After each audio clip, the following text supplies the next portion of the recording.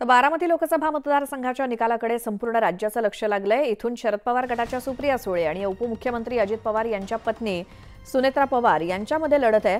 मात्र इंदापूर परिसरात निकालाच्या आधीच सुप्रिया सुळेंच्या विजयाचे बॅनर लागलेत। इंदापूर शहरातील ओबीसी सेलचे शहराध्यक्ष मयूर शिंदे यांनी हे बॅनर लावले असून त्याला प्रत्युत्तर म्हणून राष्ट्रवादीचे वसीम बागवान यांनी सुनेत्रा पवारांच्या विजयाचे बॅनर लावलेत।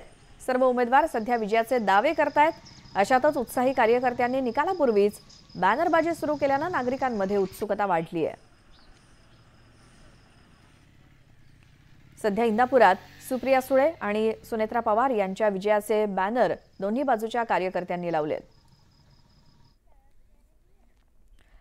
तर लोकसभेच्या निकालासाठी अजून 3 दिवस शिल्लक आहेत। अशातच निकालाआधीच पुण्यामध्ये सुद्धा महायुतीचे उमेदवार मुरलीधर मोहोळ यांच्या विजयाचे बॅनर्स झळकलेत।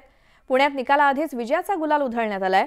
पुण्यातली राजकीय परिस्थिती पाहता मोहोळ यांच्या विरोधात महाविकास आघाडीचे उमेदवार रवींद्र धंगेकर आणि वंचितकडून वसंत मोरे देखील उभे होते। त्यामुळे पुण्यामध्ये तिहेरी लढत पाहायला मिळतेय।